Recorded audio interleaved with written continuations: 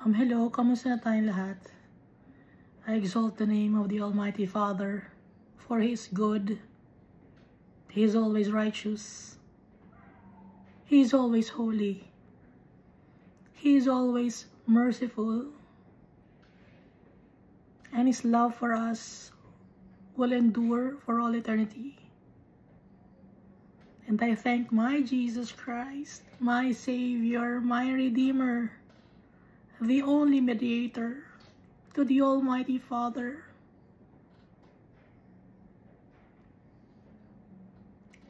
Jesus Christ gave His life on the cross to redeem us, to save us, to free us from the bondage of sin and shame. And I thank the Holy Spirit for the peace that He brings to us, for the love in our hearts. And now we have self-control because of the Holy Spirit. And also because of Him, we have faith in our Father. We can do good deeds because He reminds us of the teachings of Jesus Christ and the statutes of our Creator.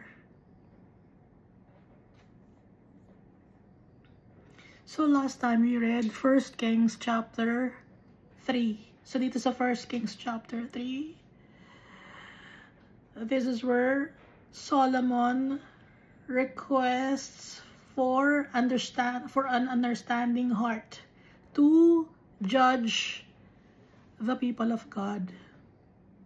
Nakalagay ito sa 1 Kings chapter 3 verse 9. So Solomon saw in his dreams that the Almighty Father was talking to him and asking him of what he wants, and he said he wants an understanding heart to judge the people of God, that I may discern between good and evil, for who is able to judge this great people of yours? So kaya nag-request si Solomon ng wisdom and a discerning heart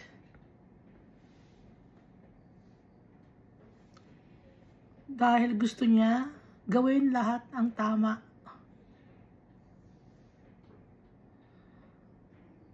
Gusto niyang matuto, willing siya.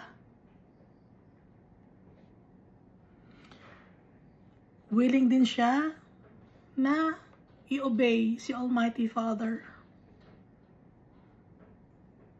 At natuwa si Almighty Father dahil ang hindi ni Solomon hiningi ang riches. Hindi niya hiningi yung kayamanan, hindi niya hiningi na humaba yung kanyang buhay dito sa mundo, hindi niya hiningi na patayin ang kanyang mga enemies. Kundi ang hiningi niya ay discerning spirit or understanding heart to judge people. So may wisdom na si Solomon kasi kung wala siyang wisdom, hindi niya mahihingi kay Almighty Father itong understanding heart. So bago pa man natin hingin kay Almighty Father ang mga bagay na gusto natin, alam na ni Almighty Father yon.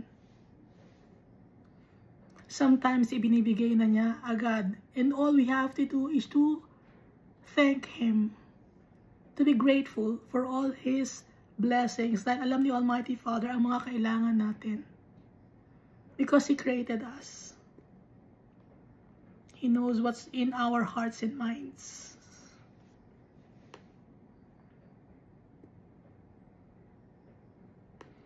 So dito na pinakita rin na yung dalawang women na nanganak, pinag-aagawan yung isang baby. So ang judgment ni Solomon ay hatiin yung bata, no? Isang bata And pinagagawa ng dalawang nanay. Pero syempre, hindi naman niya talaga hahatiin yon. It was a test para malaman lang kung sino sa dalawa yung totoong mother. Dahil ang totoong mother, ayaw niyang masaktan ng kanyang anak. Kaya nalaman niya kung sino ang totoong nanay nung magsalita ang isang babae na huwag sasaktan yung baby at ibigay na lang dun sa isang babae. Na yung babae na yon, na wicked, nadaganan niya yung kanyang anak, kaya namatay, no? Kaya all over Israel, kalat ito, wisdom ni Solomon. Kung paano niya nalaman kung sino yung totoong mother.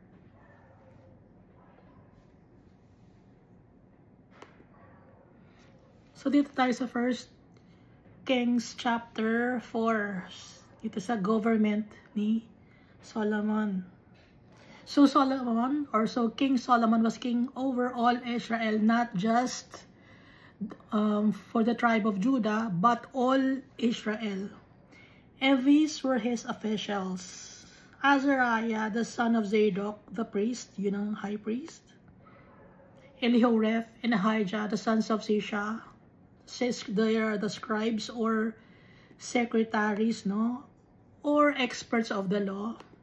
Josaphat, the son of Ahilud, the recorder or chronicler or historian.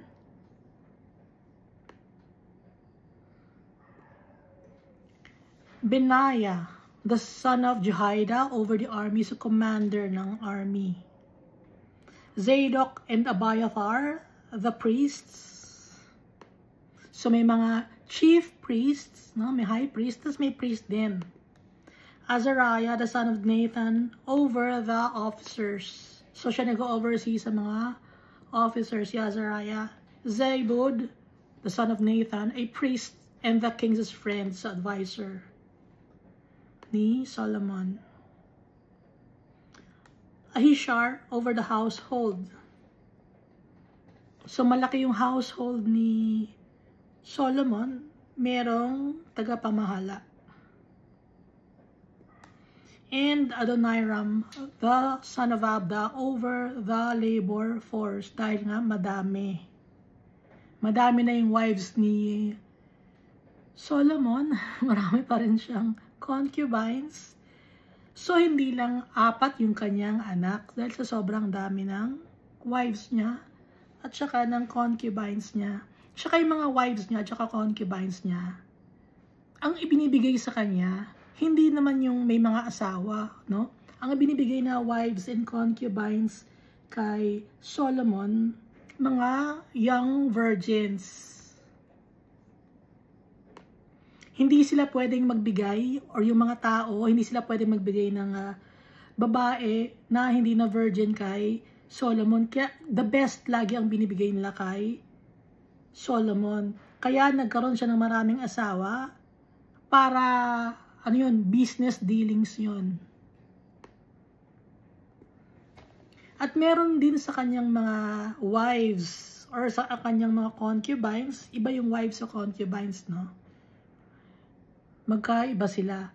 Pero meron dong minsan magkapatid sila, just like yung nangyari kay Jacob, di ba? Magkapatid si Leah at saka si Rachel. Kaya nila gustong ipakasal kay Solomon para sa status symbol, and at the same time gusto nila ng stable na life. At saka business dealings nga, or yung mga taga-ibang lugar, gusto nilang magtayo ng business sa Israel. Pag magtatayo sila ng business sa Israel, lalapit sila sa king, ireregalo nila sa king kahit ayaw na ni Solomon dahil sobrang ng dami ng asawa niya at saka concubine niya. At yung mga concubine na yon, servant naman yon ng mga nakikipag-business dealings kay Solomon. Hindi sila anak, no? Kasi usually, pag anak, gusto nila asawa or wife ni Solomon. Pero pag concubine, yun na may mga servants ng mga nakikipag-business dealings kay Solomon.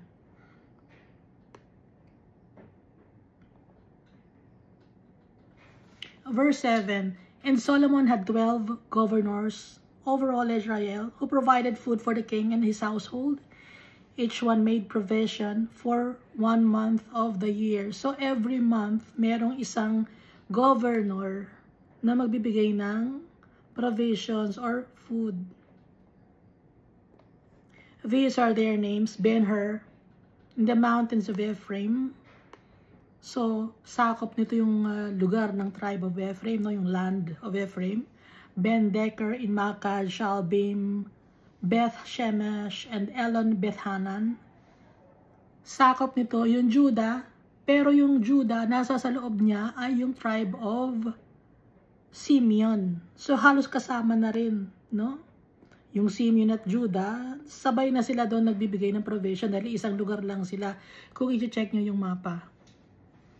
Verse 10, Ben-Hesed in Araboth, to him belonged Sochoh, or Sochoh, in all the land of Hefer. Ito naman ay yung sa tribe of Issachar banda, sa may bandang northern part. Ben-Abinadab, in all the regions of Dor. So, mas itaas pa to ng tribe ng Issachar, bandang sa tribe ng Dan. Although yung tribe ng Dan, maliit lang siya, hindi siya makapag-provide. So, merong governor na kasali na din doon, isinasama na rin yung tribe of Dan sa pagbibigay nila ng provision. Dahil kung tribe of Dan lang ang magbibigay, hindi kasya ang provision sa kay King Solomon. Kaya hindi lang tribe of Dan ang nagbibigay dito. Although, kasama yung tribe of Dan, no? Sa region of Dor. He had Tapath, the daughter of Solomon, as wife. So, may anak na babae si Solomon. So, 4 lang ang nabanggit, no? Actually, 3 lang ang nabanggit dito sa Bible. Si Rehoboam ba yun? Jeroboam. At saka itong si Taphath, at saka yung isang babae na si Basimath. Verse 12, Bana, the son of Ahilud in Tanak, Megiddo, and all Bethshan, which is beside Zartan, below Jezreel. So, pag binanggit ng Megiddo, ito yung Armageddon, no? Armageddon. Yun yung lugar na yan. From Bethshan to Abel Meholah, as far as the other side of Jokneam. So, ito ay sakop ng tribe of Manasseh, yung lugar, kasi malaki ang land ng tribe of Manasseh. Diretso kasi yun. Tapos, di ba, may Jordan River, and then half the tribe of Manasseh nandun sa other side of the Jordan River. Verse 13, Ben-Geber in Ramoth Gilead. To him belong the towns of Jair, the son of Manasseh of Gilead. To him also belonged the region of Argob in Bashan. 60 large cities with walls and bronze gate bars. So, magandang lugar. Malaki yung land, meron pa silang city sa loob, no? Parang yung country, sa isang country, may mga cities. Ganun na rin noon. Kasi marami na rin tao noong time na yon.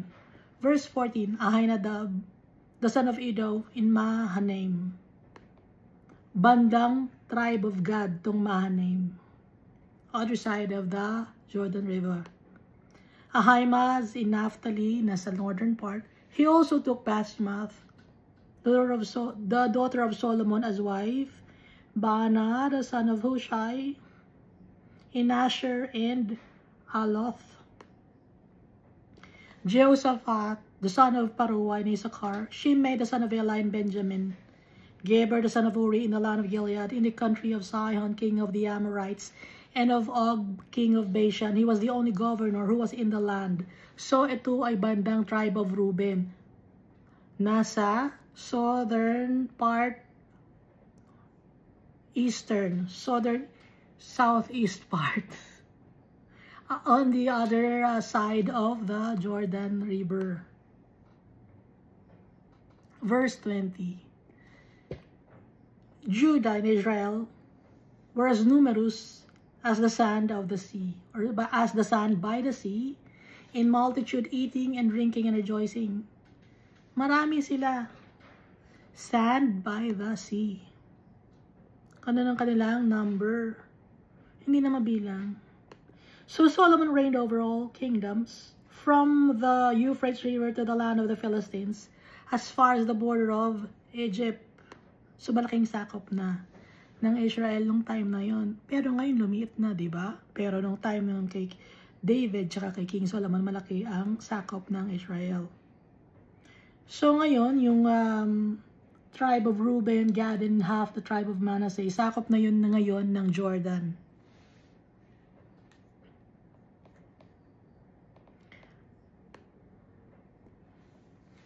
Ulitin natin, verse 21. So Solomon reigned over all kingdoms, from the Euphrates River to the land of the Philistines, as far as the border of Egypt.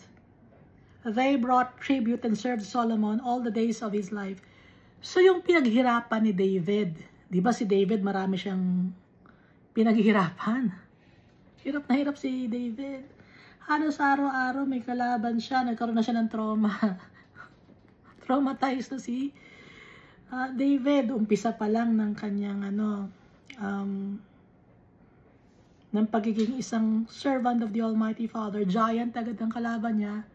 And then, nung malapit nang matapos ang life niya here on earth, nung pauwi na siya kay Almighty Father, 4 na giant naman ang kalaban niya, no? So, maraming pinagdaanan si David. Halos araw-araw may battle, may war. Pero dito kay Solomon, tahimik, no? Maganda yung buhay ni Solomon.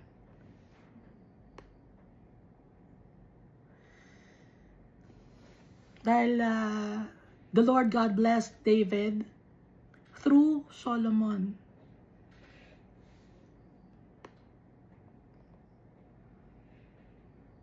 Verse 22, now Solomon's provision for one day was 30 cors of fine flour, 60 cors of meal. Madami ito budget niya for one day.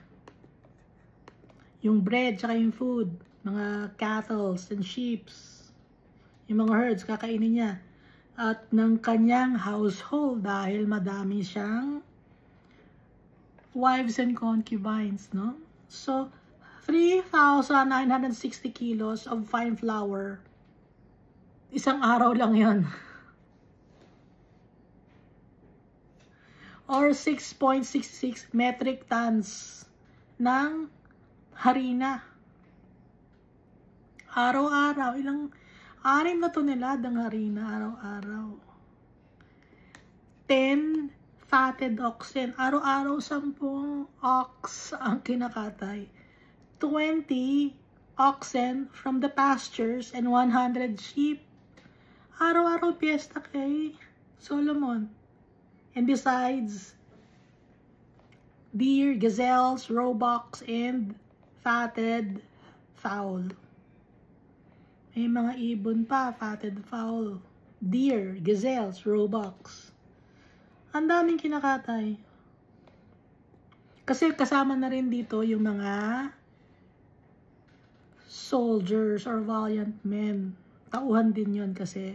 Verse 24, for he had dominion over all the region on this side of the river from Tipsah even to Gaza, namely over all the kings on this side of the river. And he had peace on every side all around him. So tahimik, peaceful, walang awayan, hindi kagaya nung time ni David na marami siyang mga kaaway na Jebusites, Hivites, Amalekites, Gerushites, Girgasites. Lahat na nakalaban na ni David. Pero dito kay Solomon, tahimik ang buhay ni Solomon. No? Ganda.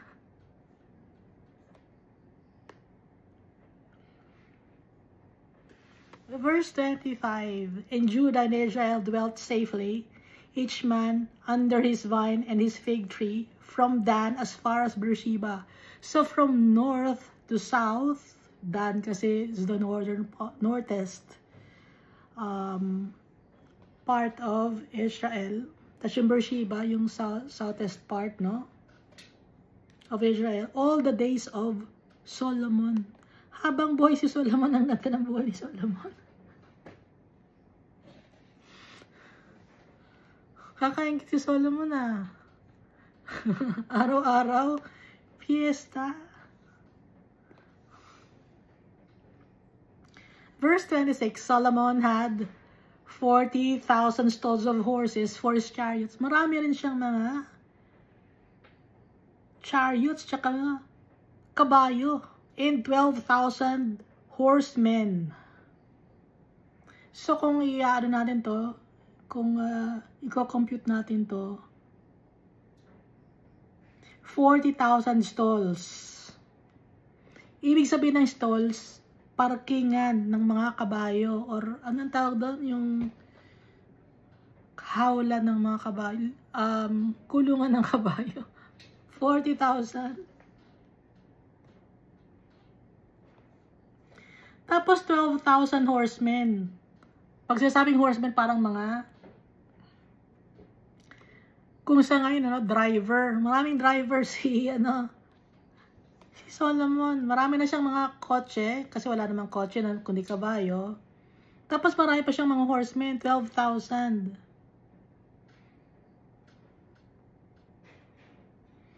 So kung yung ratio, 3 or 4 horses in one rider. So kung i-compare natin ngayon, 3 o 4 na sasakyan sa isang driver.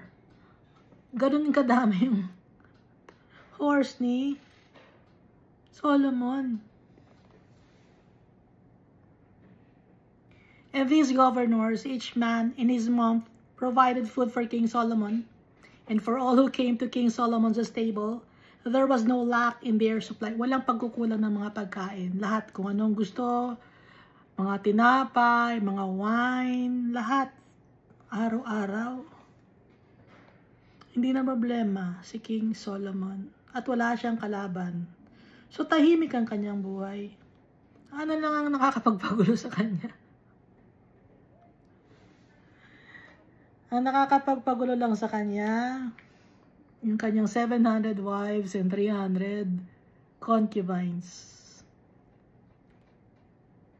At syempre, may mga anak-anak yun, At sa isang babae, hindi lang naman isa ang anak niya. Verse 28, they also brought barley and straw to the proper place for the horses and steeds. So maliban sa pagkain na dinadala ng mga governor para kay King Solomon and his household, kasama na rin doon sa pagpaprovide ng provision ang pagkain para sa mga horses and sa mga cattle. Each man according to his charge. And God gave Solomon wisdom and exceedingly great understanding. Masyadong maintindihin. Great understanding. Si Solomon. Sa sobrang great understanding ni Solomon, naiintindihan niya yung mga tao. O yung mga asawa niya, naiintindihan niya, pinagpatayo niya ngayon ng mga bagay na hindi naman dapat. So yun ang naging kanyang weakness. Ituloy muna natin, wala pa tayo doon, nandito pa lang tayo sa bandang umpisa ng 1 Kings. And God gave Solomon wisdom and exceedingly great understanding and largeness of heart, like the sand on the seashore. Maunawain siya. Largeness of heart. Mapagmahal siya,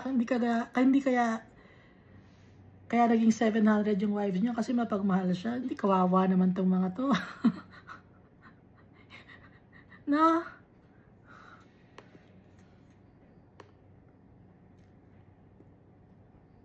Ay gusto niyang makipag-business sa akin, ibibigay niya sa akin yung anak niya, pero wag niyo na ibigay sa akin yung anak ninyo. Pwede naman kayong makipag-business, hindi kawawa naman yung anak ko, walang anak, walang asawa, ikaw na lang. O sige na nga, tanggapin na natin, ilagay sa sa bahay itong bago kong asawa.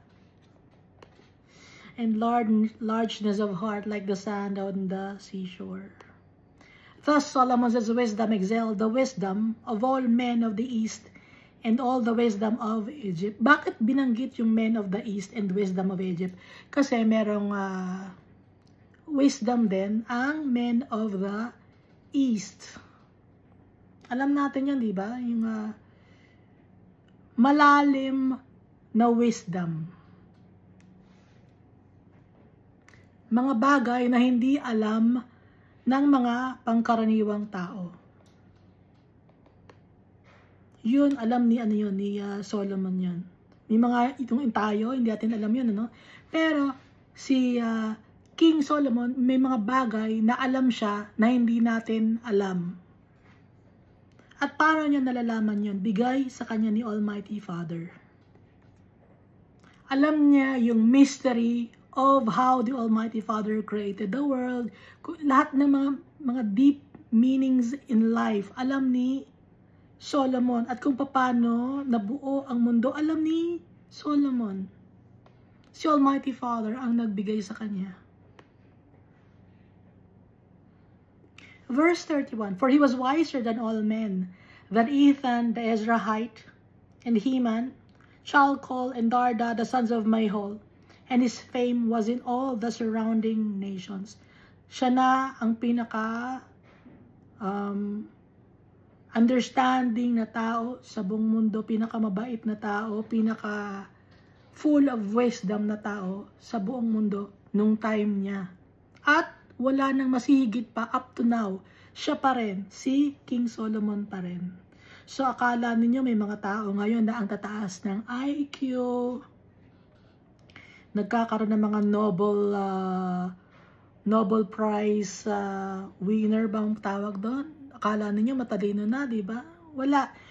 Talo yon ni King Solomon. Talo niya si Einstein. Talo niya pa yung mga tao matataas ang IQ. Dahil ang nagbigay ng wisdom kay Solomon ay si Almighty Father.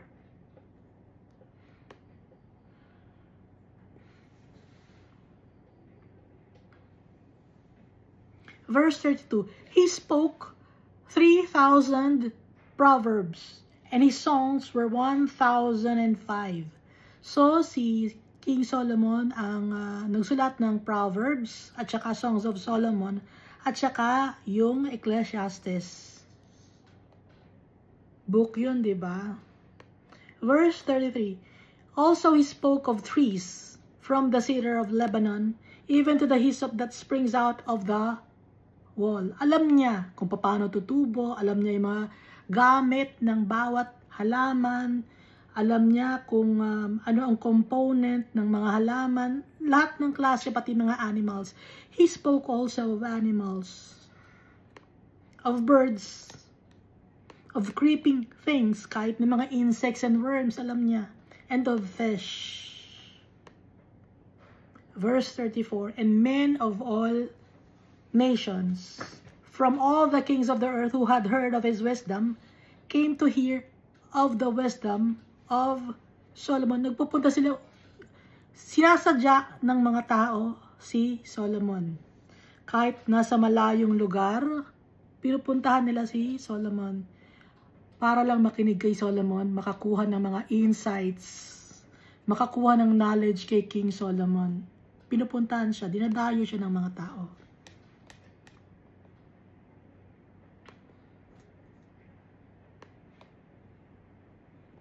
So dito tayo sa 1 Kings chapter 5. Now Hiram, king of Tyre, sent his servants to Solomon because he heard that they had anointed him king in place of his father, for Hiram had always loved David. Tatandaan nyo si King Hiram of Tyre?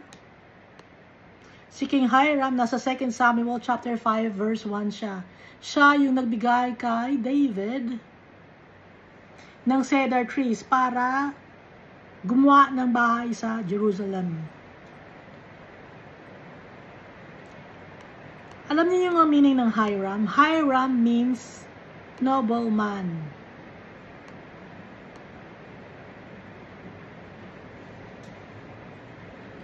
Noble, no? Ibig sabihin ng Hiram. Pero sa Tagalog ng Hiram, hiram, di ba? So, nagpapahiram si Hiram. Noble. Pag nagpapahiram ka ng isang bagay sa isang tao, noble ka. Doon ba galing ang salitang Hiram or hiram? Kasi, ang words, nag-e-evolve. No, alam natin yun, di ba? Siya yung King of Tyre. Yung Tyre, di ba, gulong yon? Gulong yung Tyre, di ba? Ang ibig sabihin ng Tyre, rock. Ang unang naging gulong, rock. Kaya ang Tyre, tawag sa gulong, Tyre. Kasi, Tyre, rock, ang unang gulong. Naintindihan natin, ano? Hindi.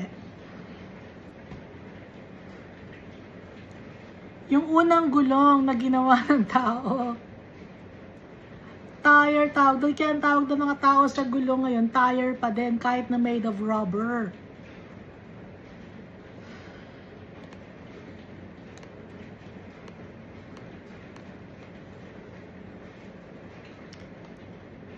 So, dito tayo sa verse 2. Then Solomon sent to Hiram, saying, You know how my father David could not build a house for the name of the Lord his God, because of the wars which were fought against him on every side, until the Lord put his foes under the soles of his feet. Si David, kahit hindi siya nakagawa ng temple para kay Almighty Father, mahal siya ni Almighty Father dahil nagpakumbaba siya kay Almighty Father. Kaya now, David rests in the arms of our Father.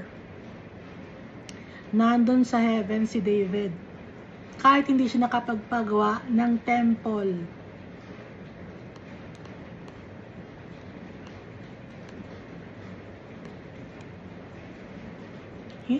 Ang reason kung ba't hindi siya nakapagpagawa ng temple, marami siyang kaaway, wars.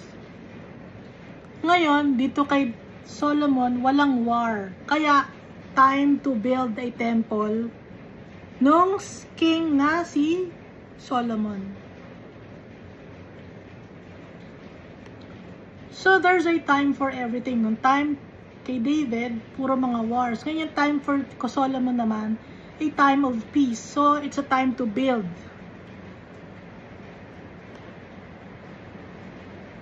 So, tayo ganun din. There's time for trials and tribulations. And there are also times of peace in our lives. Kaya dapat lagi tayong mag-pray, magtiwala kay Almighty Father. Ibigay natin lahat kay Almighty Father. Ang kaya nating ibigay. Ang hinihiling ni Almighty Father na ibigay natin ang ating will sa Kanya. Ibigay natin yung heart natin and mind natin sa tatay natin. Because He created us and He loves us so much. Thank you.